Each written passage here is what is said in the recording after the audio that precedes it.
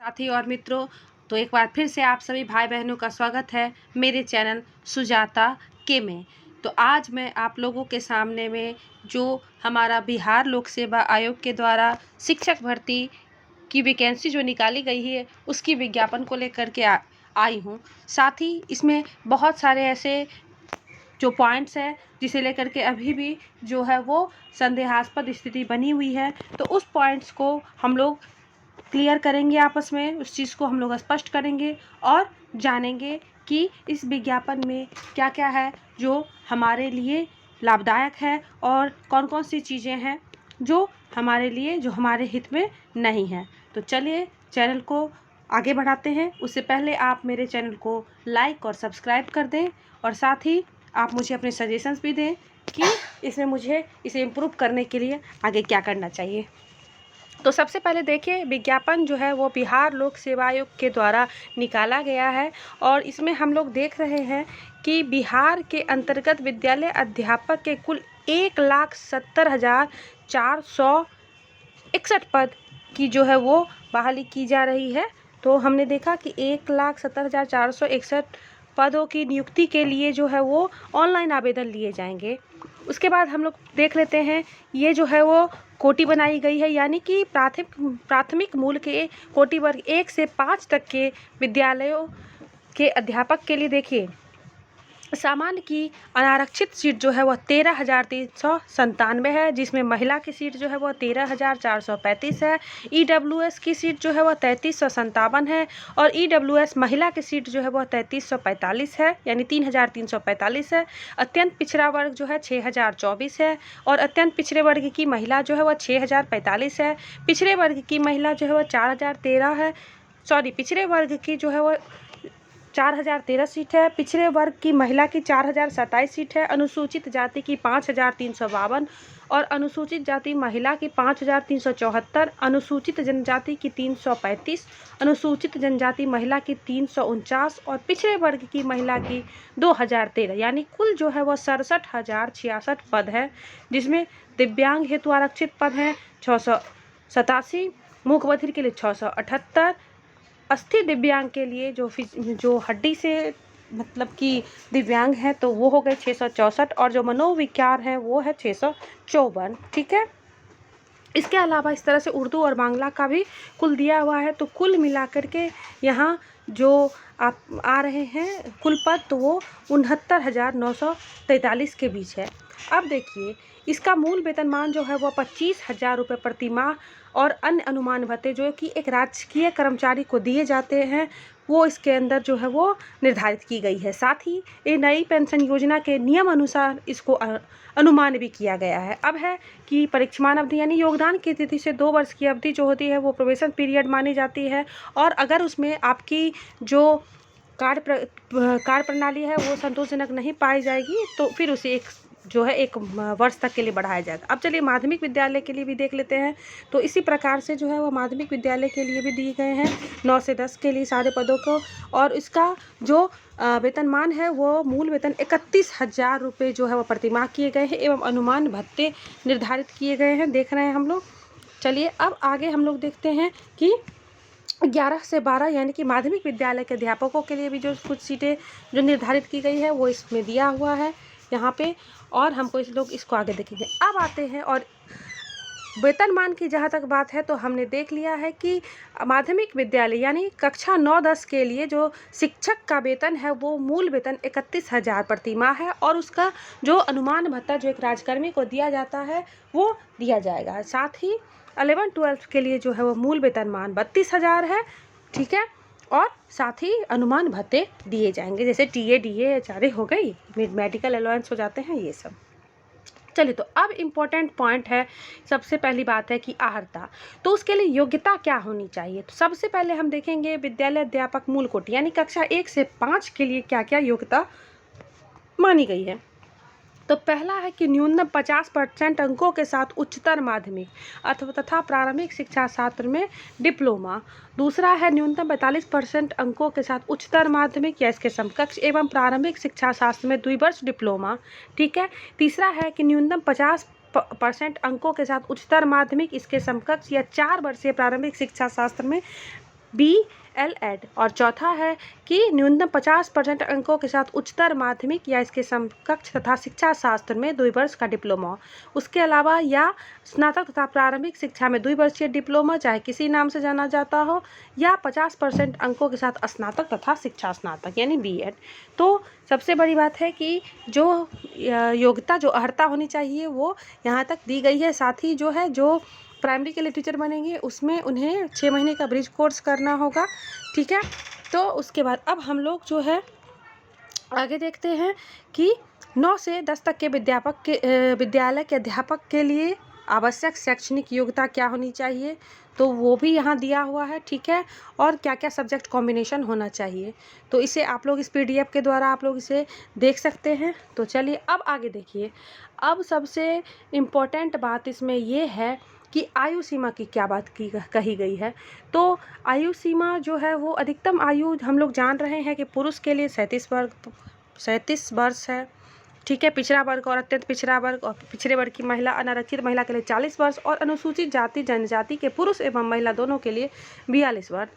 उसके बाद है वार्धक्य सेवानिवृत्ति की आयु 60 वर्ष निर्धारित की गई है। लेकिन इस आयु सीमा में जो है वो छूट जो दी गई है, वो उस छूट को हम लोग देखते हैं कि वो कहाँ कहाँ जो है वो काम करेगी। तो इस नियमावली के प्रवृत्त होने के पश्चात पूर्व पात्रता परीक्षा में उत्तीर्ण होने वाले प्रशिक्षित अभ्यर्थी को इस वर्ष नियमावली के प्रवृत्त होने के पश्चात नियुक्ति के प्रथम समव्यवहार में अधिकतम आयु सीमा में 10 वर्ष की छूट दिनांक 1/8/23 को मन कर देय होगी। यानी कि जो ये परीक्षा के पहले जो पात्रता परीक्षा में उत्तीर्ण हुए हैं, यानी इससे पहले जो सीटेट बीटेट स्टेट परीक्षा में उत्तीर्ण हुए हैं, उन्हें 10 वर्ष का छूट दिया गया है। अब सबसे खास है कि चयन प्रक्रिया। तो चयन प्रक्रिया जो होगी वो तो वस्तुनिष्ठ परीक्षा के आधार पर होगी। अब देखिए इसमें जो है हमें 2 पेपर देने पड़ेंगे। एक हमारा जो है वो भाषा का पेपर हो जाएगा और एक जो हमारा पेपर हो जाएगा वो है सामान्य अध्ययन का। तो भाषा का जो पेपर होने जा रहा है वो 100 अंकों का होगा, जिसमें हम ध्यान से सुनिए कि 25 अंक जो हैं वो आपके इंग्लिश के लिए होंगे और जो 75 अंक हैं वो आपके भाषा के लिए होंगे। उस भाषा में अब आप पे निर्भर ये करता है कि आप हिंदी रखें, उर्दू रखें या बांग्ला रखें। इस तीनों में से किसी एक का चुनाव करना पड़ेगा। और सबसे खुशी की बात है कि इसमें जो है इस परीक्षा में, यानी कि पेपर 1 जो है भाषा की परीक्षा, उसमें कोई भी निगेटिव मार्किंग का जो है वो अभी तक क्या निगेटिव मार्किंग नहीं है और नहीं होगी। इसमें बस क्वालिफाई करना है और ज़रूर आप लोग कर लेंगे। अगर थोड़ा भी हिंदी और इंग्लिश का नॉलेज होगा तो वो निश्चित रूप से आप कर लेंगे। अब आगे देखिए सामान्य अध्ययन। दूसरा जो हमारा पेपर होने जा रहा है सामान्य अध्ययन, वो उसमें प्रश्न की संख्या 120 होगी, उसकी अवधि 2 घंटे की होगी और कुल अंक उसके 120 है। यानी कि जितना प्रश्न है उतने ही अंक है। एक प्रश्न का 1 अंकों का होगा।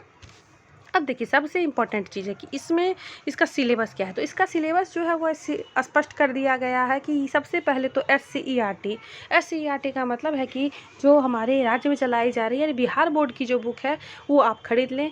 दूसरा है कि प्राथमिक गणित, मानसिक क्षमता परीक्षण, सामान्य जागरूकता, सामान्य विज्ञान, सामाजिक विज्ञान, भारतीय राष्ट्रीय आंदोलन, भूगोल और पर्यावरण भी इसमें शामिल है।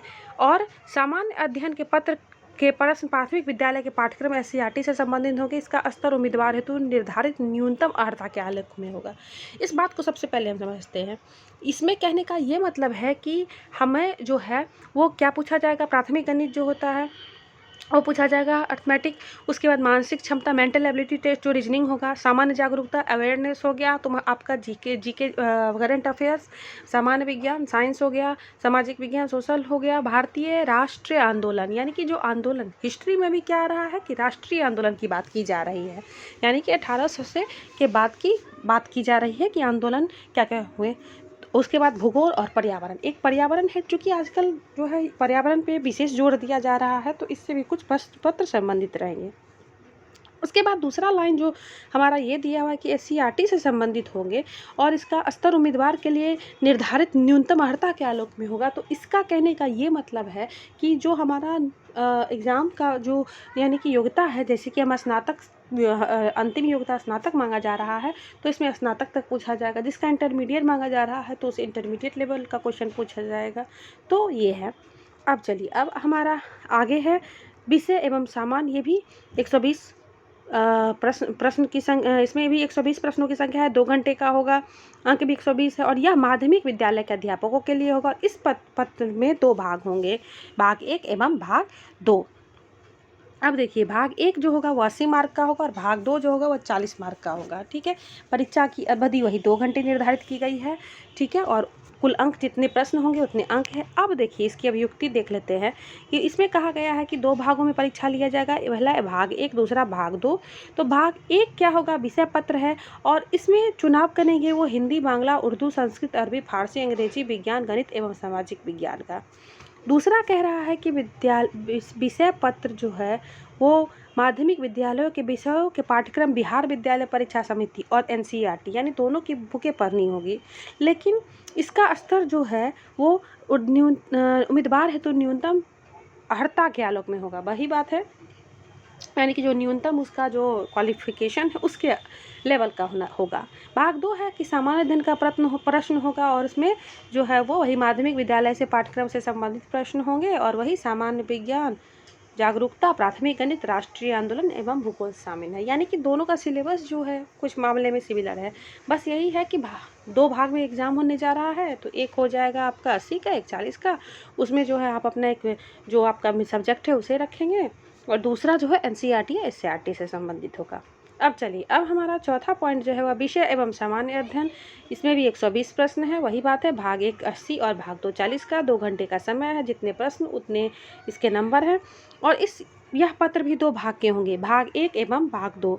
भाग 1 एक विषय पत्र है और उम्मीदवार के द्वारा इस पत्र में से किसी एक पत्र का चुनाव करना है। हिंदी, उर्दू, अंग्रेजी, संस्कृत, बांग्ला, मैथिली, मगही, अरबी, फारसी, भोजपुरी, पाली, प्राकृत, गणित, भौतिकी, रसायन शास्त्र, वनस्पति शास्त्र, जंतु विज्ञान, इतिहास, राजनीति विज्ञान, भूगोल, अर्थशास्त्र, समाजशास्त्र, मनोविज्ञान, दर्शन शास्त्र, गृह विज्ञान, कंप्यूटर साइंस, वाणिज्य, लेखा, संगीत एवं उद्यमिता।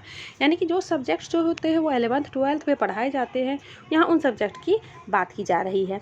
अब देखिए, अब इसमें भी वही कह रहा है कि एनसीईआरटी और एससीईआरटी से संबंधित होंगे और भाग 2 एक सामान्य अध्ययन पत्र होगा और जिसका जो है वो सिलेबस वही होगा, प्राथमिक गणित, सामान्य जागरूकता, सामान्य विज्ञान, राष्ट्रीय आंदोलन एवं भूगोल। यानी कि कहने का ये मतलब है कि जो 1 to 5 के लिए प्रिपरेशन कर रहे हैं वो बिहार एससीईआरटी की बुक पढ़ेंगे, उसके बाद फिर बाकी जो बताया गया है वो पढ़ेंगे और बाकी जो अलग जो 9th 10th और 11th 12th के लिए कर रहे हैं वो एससीईआरटी एनसीईआरटी भी पढ़ेंगे और जो उनका लास्ट क्वालिफिकेशन लेवल है वहाँ तक करेंगे। अब उसके बाद फिर साक्षात्कार जो है वो नहीं होगा, मेधा सूची जारी की जाएगी। ठीक है, और जैसा कि होता है नाम और उम्र के अनुसार उनको वरीयता दी जाएगी। अब चलिए एक और इम्पॉर्टेंट पॉइंट है, अब किस तरह से क्या कहा जाएगा। अब देखिए एक लाइन यहाँ पे था ईडब्ल्यूएस वाला, ठीक है, हमने देखा था कि एक लाइन जो है वो ईडब्ल्यूएस का, हाँ ईडब्ल्यूएस का आया था। तो ऐसे जो छात्र हैं जो जिनके पास 2023 और 24 का ईडब्ल्यूएस बना हुआ है तो उनका जो है वो ईडब्ल्यूएस मान्य नहीं होगा। यानी कि स्पष्ट कह रहा है कि इस विज्ञापन हेतु जो है वह वित्तीय वर्ष 2022 और 2023 के आधार पर जो ईडब्ल्यूएस निर्गत किया गया है तो वो चीज़ें मान्य होगी। तो ये स्पष्ट कह दिया गया है। बाकी इसमें कैसे होगा, क्या फ़ोटो लगेगा, कैसा हाल का खिंचा हुआ फ़ोटो होना चाहिए, क्या क्या किस तरह का प्रोसेस है। ठीक है, अब आ जाते हैं शुल्क में। तो सामान्य को 750 लगेगा, उसके बाद अनुसूचित जाति और जनजाति को 200 लगेगा, सभी आरक्षित और अनारक्षित वर्ग की महिला को 200 रुपया लगेगा, दिव्यांग को भी 200 और सभी अन्य उम्मीदवारों के लिए 750 रुपये फ़ी दी जाएगी। और फॉर्म भरने की जो तिथि है वो 15 जून से शुरू होगी और 12 जुलाई तक ये एग्ज़ाम जो है वो फॉर्म भरने का समय चलेगा। हो सकता है बाद में एक्सटेंड किया जाए, लेकिन ये दिया गया है। तो चलिए इस तरह से जो है, तो अब कुल मिलाकर के जो मेन इम्पोर्टेंट पॉइंट था वो इतना ही है। तो आपको करना कुछ नहीं है, जो अभी समय मिला है आप इसमें जो भी आपके मेन पेपर है, जाति, आवासीय, आय हो गया, अभी डब्ल्यूएस बनाने की तो कोई बात ही नहीं है क्योंकि उसे मान्यता दिया ही नहीं जाएगा। तो बाकी जो इससे रिलेटेड पेपर है, आपके डॉक्यूमेंट्स है, आप जो है जितनी जल्दी हो सके उसे आप कलेक्ट कर ले। अगर आपका कॉलेज, स्कूल या एकेडमिक का कहीं कुछ फंसा हुआ है तो आप उसे जो है वो ऊपर कर ले आए, अपने सर्टिफिकेट्स को साथ में रखें ताकि जो है जब फॉर्म भरने की बारी आए तो उसे अपलोड करने में कोई दिक्कत ना हो। तो चलिए, हमने इस नोटिफिकेशन को समझ लिया है अच्छे से, और ये जो आपके पास पेपर है आप इसे एक बार और अच्छे से पढ़ जाइए, और इसमें अभी भी कोई अगर समस्या आती है तो आप हमें बता सकते हैं, ठीक है। और साथ ही और बाकी जो आपकी जो क्वेरीज़ होगी उसे आप कमेंट बॉक्स में डालिए। तो फिर मिलते हैं अगले वीडियो में। चलिए, अभी के लिए इतना ही, धन्यवाद।